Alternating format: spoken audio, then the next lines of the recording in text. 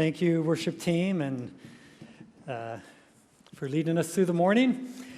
We are going to finish up this three wise women that we've been looking at over the season of Advent. And in fact, the kids' presentation reminded us of the first two of those wise women, Elizabeth and Mary. If we remember, the wisdom of Elizabeth is that Elizabeth made space for Mary's story. Mary came to her knocking on her door, and Elizabeth had her own story to tell, but the wisdom of Elizabeth was that she listened to Mary's story. And as a church, we want to be a community of people who make room for one another to listen to one another's stories. That was the wisdom of Elizabeth. The wisdom of Mary is that she had this story. She was invited into the story by God, and she stayed in the story. She said yes to the story. And we, as people, have been invited to participate in the divine work. We've been invited by the divine to participate in his work of reconciliation and peace, bringing peace into a world that lacks peace. So we want to be a people who say yes to God, who receive that invitation to participate with God as agents of reconciliation in the world. The children's story didn't cover the third of the wise women. The third of the wise women is Anna. And what we're going to discover is that the wisdom of Anna is that despite a hard life, she did not allow her hard life to define her. She did not get stuck in the mud, but she leaned on God. She trusted God to carry her through the mud. So I'm going to invite Louis to come and read the story for us, and then we'll go from there. Louis.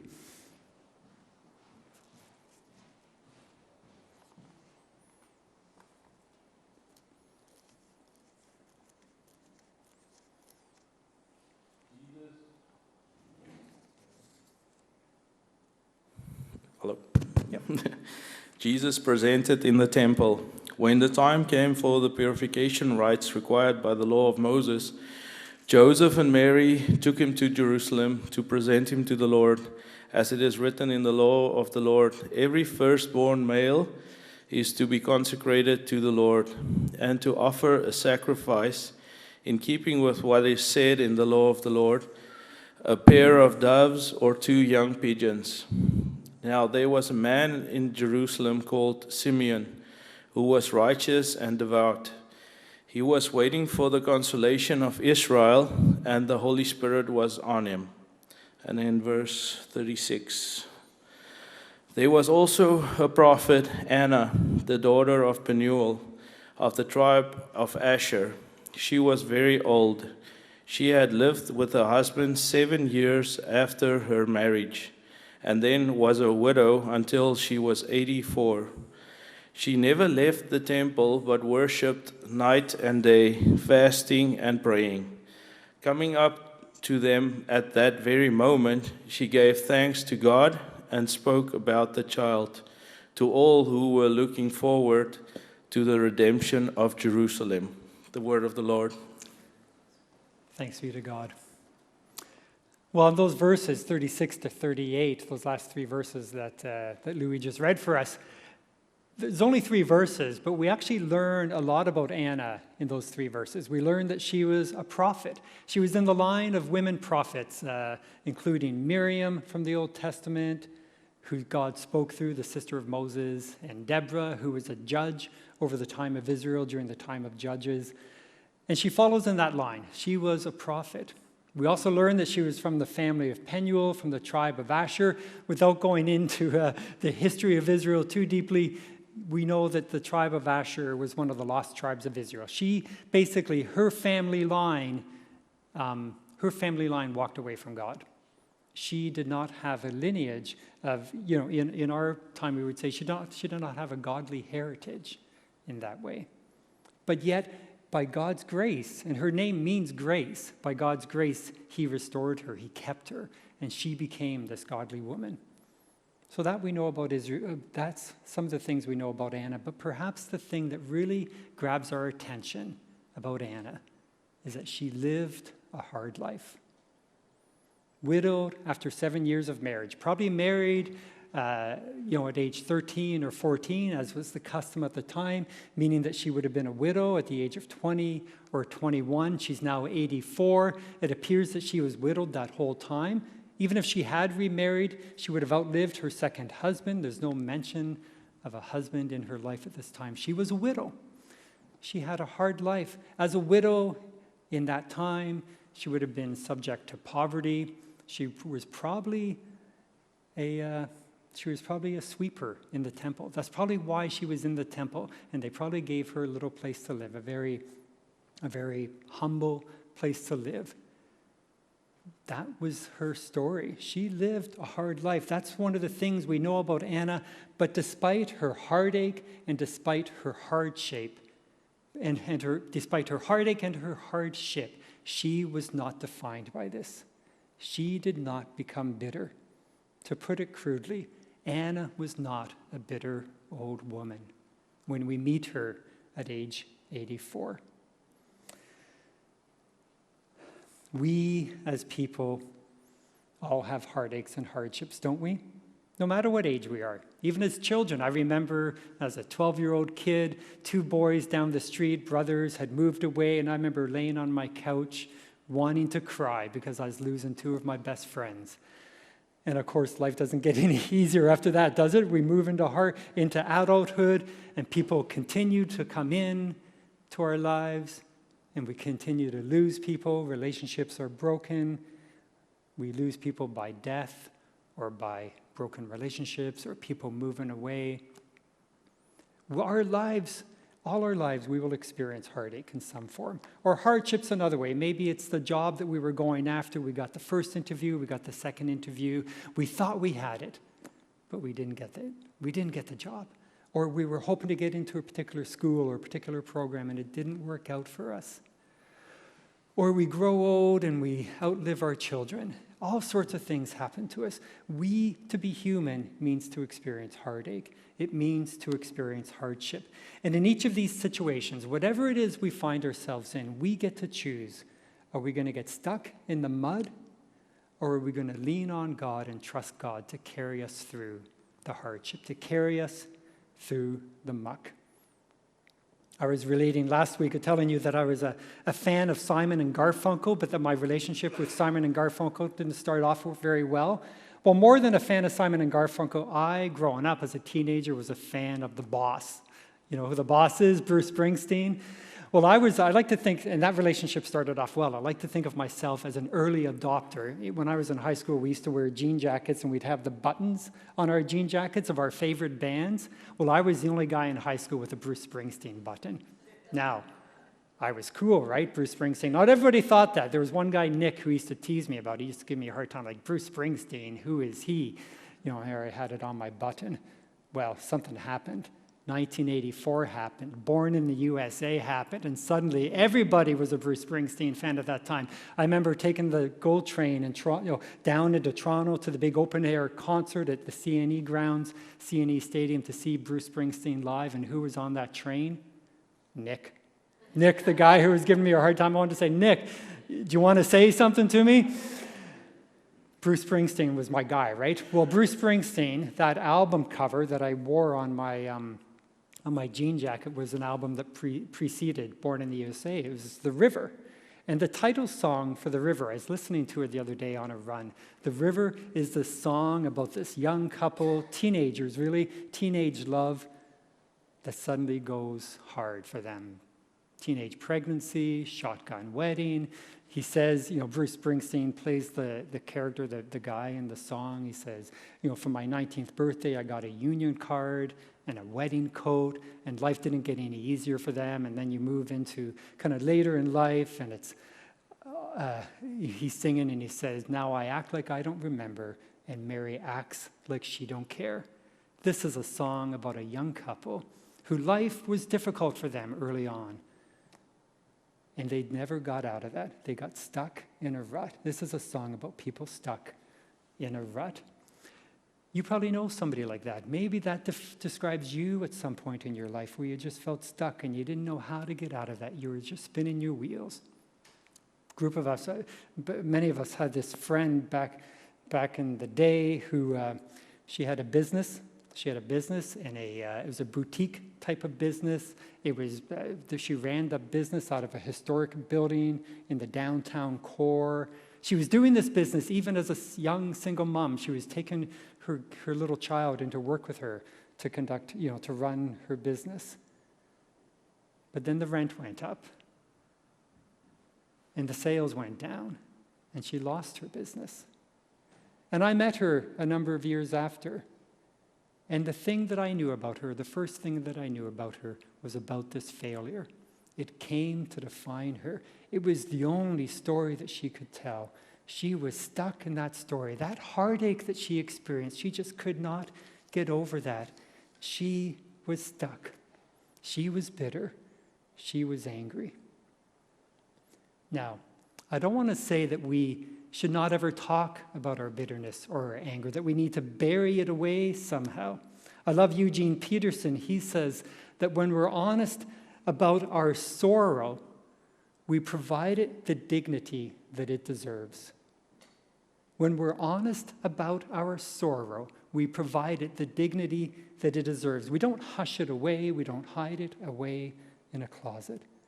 And that's why I love the story of Naomi. We know the story of Naomi from the book of Ruth. Ruth is the main character in the book of Ruth, of course. It's the one who the book is named after. But as a reminder, Naomi is this woman. Naomi is this woman. She's married. She has 2 sons. They live in Bethlehem in Israel. And it's in a time of famine. And so they leave their country and they go into a neighboring country of Moab to seek relief from the famine. And while she's there, remember, life is, aside from a famine, she's married, she's got 2 kids. She loses her husband. Her 2 boys marry, but they also die.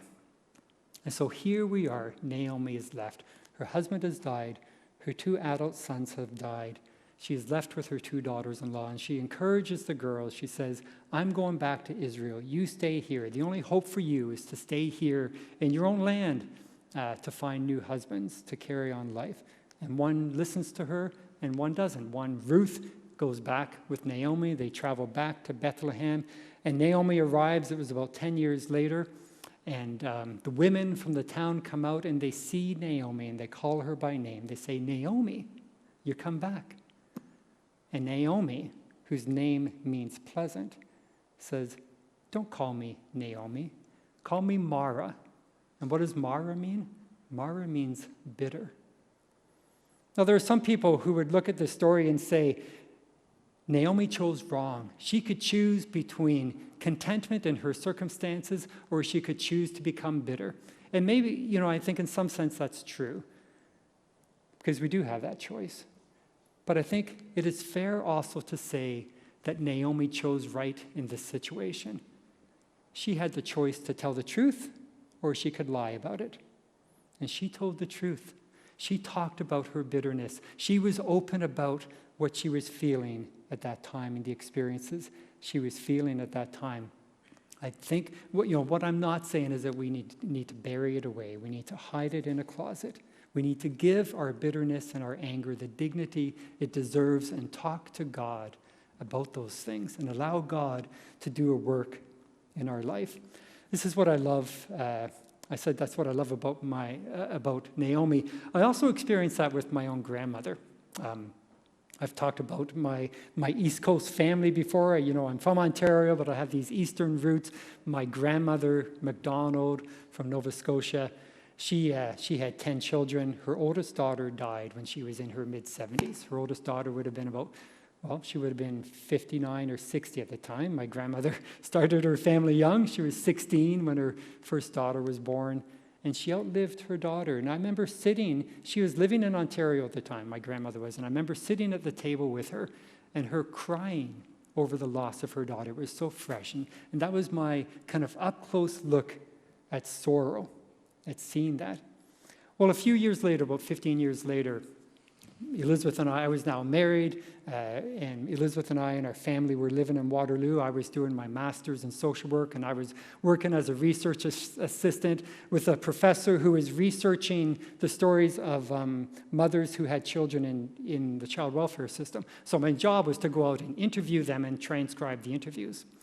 Well, while we were there living in Waterloo for that year, I was we were planning a trip to go visit my grandmother who had now moved to Ottawa. And I thought, I want to do this with my grandmother. I want to interview her. So I took my school-issued recorder. We went out to Ottawa and I interviewed my grandmother. And what wasn't there? Bitterness. She remembered her daughter. She still cried about the loss of her daughter, but she wasn't angry. She wasn't bitter. She had allowed God into her life to soften her heart and to do a work in her. This was the choice that she had made. She wasn't going to get stuck in the mud. So what is it? What kept my grandmother, what kept Naomi, what kept Anna from getting bitter? What kept them from getting stuck in the mud? Well, first I want to say they learned to process grief. I think that's what my grandmother did. She processed her grief, and she did that with God. Not too long ago, just before the pandemic, I was invited as part of a team to go up to a First Nation in Northern Ontario. And the thing that we were asked to do, that the teachers at the school had asked us to do, was to come into the school and work with the kids to help them process their grief. They had seen lots of pain and suffering in their community, in particular one event that was very recent. And they understood as teachers that if those children did not process their grief, they were going to get stuck. And so we were invited to be a part of that, to help them do that important work of processing grief. We need to do that if we don't want to get stuck. And we need to invite God into that story, into our grief. We need to share our bitterness and our anger and our grief with Him. We also need, I believe, to look beyond ourselves, to not get stuck thinking about ourselves. This is what Naomi did. When you move on through the book of Ruth, you discover in chapter 3 that even though she was focused on her own bitterness when we first meet her, by the time we get to chapter 3, she's looking out for her daughter-in-law. She's looking out for Ruth. She's thinking about Ruth and her future, and so she sets her up with Boaz so that she would be looked after. But her focus was not about herself anymore. She was looking out for others. She was lifting her eyes from herself to the world around her. And likewise, we need to do the same. We need to take our eyes off our own hurting and look out to a hurting world and ask God how we can be used to bring healing to a world that is suffering, to a world that is broken. And the third thing that we can do is wait patiently in God's presence, trusting that God will write a new script in our lives. And this is what Anna did. Anna, at 20 years old, became a widow, and she placed herself in the company of God. She placed herself in the temple, and she dwelt in that place. She stayed close to God, and she placed her hope in the future Messiah. The whole nation of Israel was waiting for the coming of the Messiah. They were waiting for Jesus. And this is what Anna did. She waited for Jesus to come. And she was there in that moment. And that's the beauty of the story, is because of her patient waiting, she got to experience what she experienced, prophesying over this infant child in the temple. Anna heard from the Holy Spirit. Anna came alongside Simeon and affirmed his prophecy by prophesying herself that this is the son who we've been waiting for. And Anna then becomes, I would say, one of the first, if not the first evangelist. Look at the words, the last verse that we read from that passage. She gave thanks to God and spoke about the child to all who were looking forward to the redemption of Jerusalem. Anna was in the temple speaking to people, whoever was going to listen, about the redemption of Israel, speaking about Jesus. Well, we in our lives, we can have our own Anna moments now. We can be people who can put ourselves on the path of flourishing. And I love this image of flourishing that we get from Psalm 92. I just want to close by drawing our attention to Psalm 92. I think it's a psalm at the end of it that really speaks about Anna, but it can also speak about ourselves. Verses 12 down to 14 or 15, it says, the righteous, those who put themselves in the company of God, the righteous will flourish like a palm tree. They will grow like a cedar of Lebanon. Planted in the house of the Lord, they will flourish in the courts of our God. They will still bear fruit in old age. they will stay fresh and green. That's Anna. Anna was fresh and green in her old age. And we can be and we can put ourselves on the path now so that we are titled and called fresh and green in our old age. And what does it say that we are doing? We are proclaiming, the Lord is upright. He is my rock, and there is no wickedness in him.